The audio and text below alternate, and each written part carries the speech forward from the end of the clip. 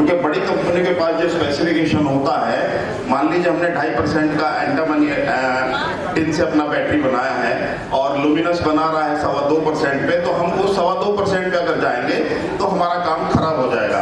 तो ऐसी परेशानियां जो छोटे उद्योग हमारे इंडिया में हैं या हमारे एनसीआर के आसपास हैं, वो डिस्टर्ब हो जाते हैं कई बार। उसके लिए हम अभी जो मैं आपसे बात करूंगा, सबसे पहले रोटरी फर्नेस। जो रोटरी फर्नेस लगाना चाहते हैं नए उद्योगपति या पहले पुराने वाले या जो लगा करके बंद कर चुके हैं, ज्यादातर रोटरी लगाने वाले 10 में से 7 लोग बंद हैं आज। जो 10 लोग लगाते हैं रोटरी, उसमें से 7 लोग बंद हो जाते हैं। उनकी क्या बेसिक प्रॉब्लम होती है खड़ी, इंडिया में उसका समाधान कैसे होगा, किस स्तर पर होगा, मैं वो आपको अभी दिखाता हूँ।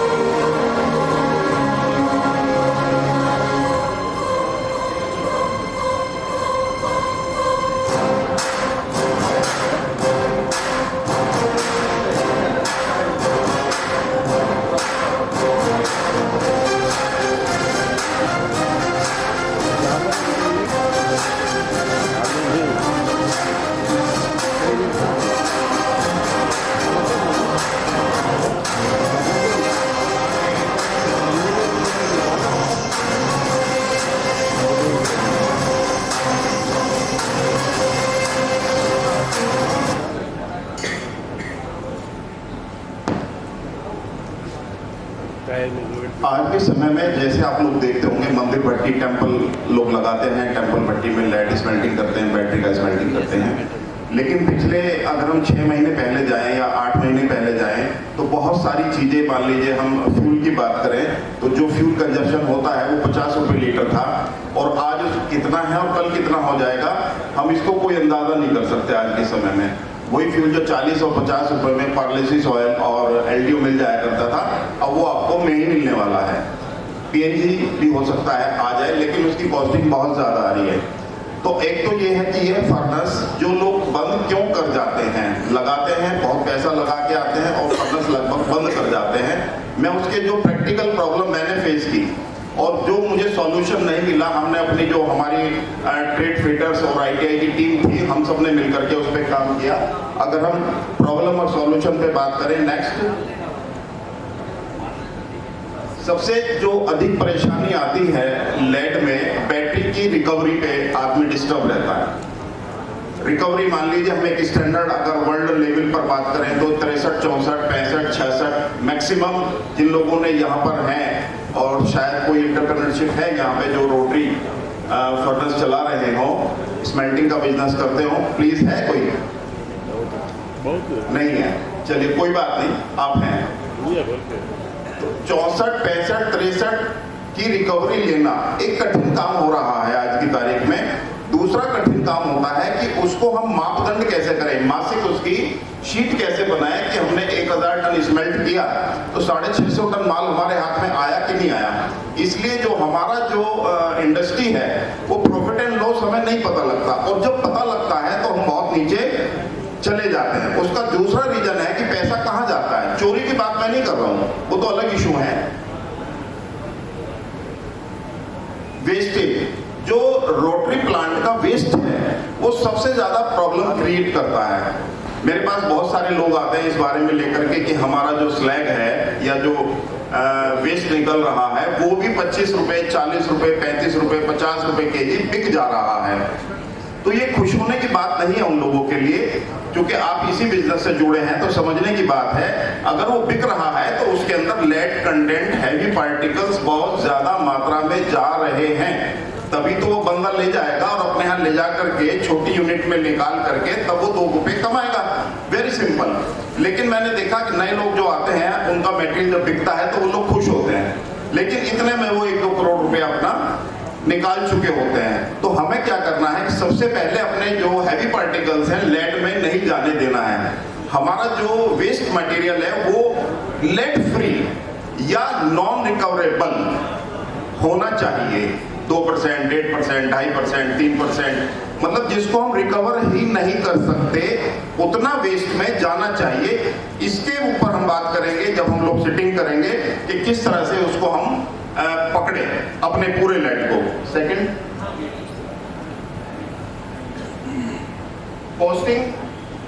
कॉस्टिंग पर अगर हम बात करें 6 महीने की, अगर हम पहले की बात करें तो बात कुछ और थी, उससे 6 महीने पहले बात कुछ और थी और आज कुछ बात और है।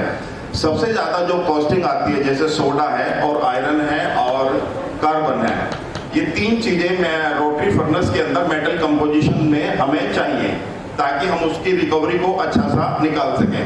भारत के अंदर नहीं पूरे वर्ल्ड के अंदर जितने प्लांट लगे हैं उतने ही फार्मूले हैं। कोई भी निश्चित एक फार्मूले पर काम नहीं करता, कोई स्टैंडर्ड नहीं है। रोटरी का डिजाइन, एनवायरनमेंट, इसके ऊपर काफी प्रभाव होता है। मान लीजिए हमने एक प्लांट लगाया जयपुर के अंदर यानी राजस्थान में जाके लगाया और वही प्लांट हमने मुंबई में लगा दिया या मॉइस्चराइज्ड वाले एरिया में जहां पर ह्यूमिडिटी है वहां पर जाकर के लगा दिया। मैं यकीन के साथ कह सकता हूं दोनों अगर एक ही टाइप से बने हुए हैं या तो वो वहां कामयाब होगा या फिर वो वहां कामयाब होगा। इन चीजों पर लोग काम नहीं कर पाते।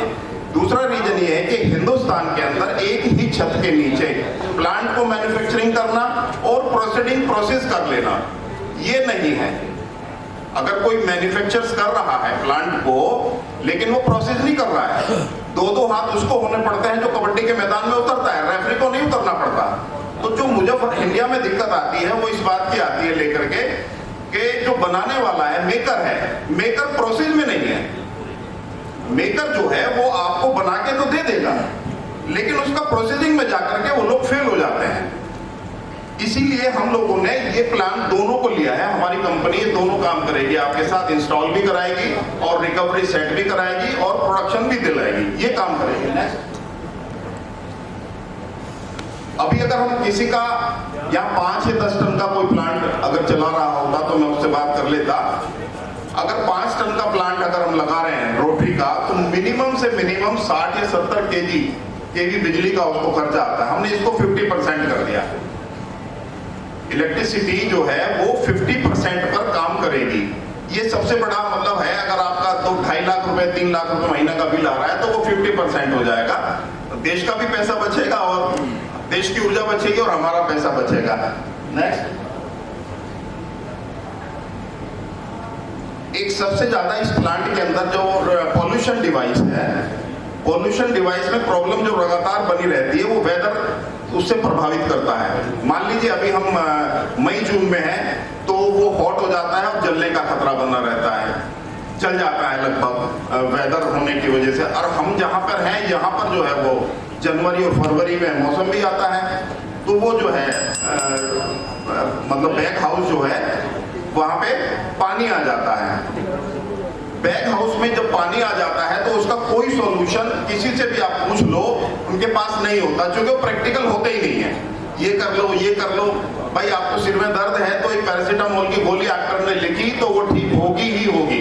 अगर नहीं ठीक हो रहा है तो डेफिनेटली कोई और प्रॉब्लम है, वो दवाई होती है। दवाई का मतलब ये है कि आपके पास स्पेसिफिकेशन बीमारी है स्पेशल और उसका आपने दवाई दे दी।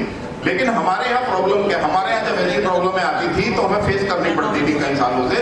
तो उसका रीजन क्या है, ये रीजन बताने के लिए कोई इंजीनियर्स, कोई मैन्युफैक्चरर्स, कोई यहाँ पे जितना भी है वो बताने के लिए तैयार नहीं है कि वही मई जून में क्यों जल रहा है और जनवरी और फरवरी के अंदर जाकर के वो क्यों पानी छोड़ रहा है। अगर पानी बैग हाउस ने एक बार छोड़ दिया तो वो बैग हाउस खराब हो जाता है, फिर वो शकिंग नहीं करता।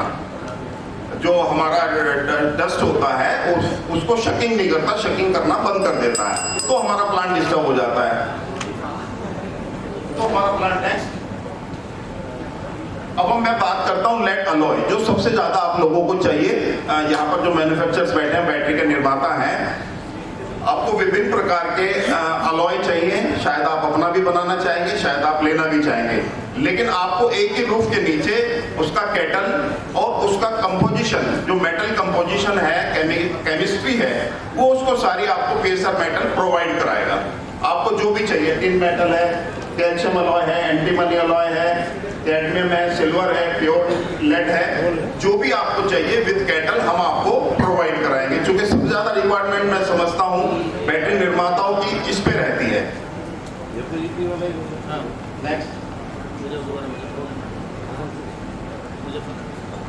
दूसरी बात अगर हम करें बिजनेस में, जब हमें एक्सटेंशन करना होता है तो हम इंपोर्ट एक्सपोर्ट की तरफ जाते हैं। इंडिया का मार्केट तो बहुत बड़ा है, इसमें तो कोई शक नहीं है, लेकिन अगर हम इससे बड़ा करना चाहते हैं तो इंपोर्ट और एक्सपोर्ट में रोटरी फर्नेस के बिजनेस के अंदर जाते हैं, तो इंपोर्ट एक्सपोर्ट में जाते हैं।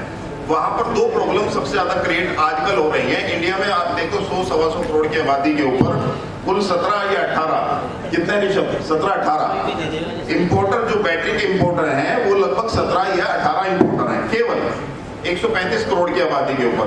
क्योंकि एमओएफ को पार करना, और जो वहां पर ब्रेकर वो लोग मांगते हैं, ब्रेकर तो मार्केट में बहुत तरह के हैं, लेकिन वो जो पास करते हैं वो ब्रेकर आम मैन्युफैक्चरर्स को नहीं पता होता। लोग 1-2 करोड़ रुपया लगा देते हैं और ब्रेकर जाकर के एमओएफ में फेल हो जाता है।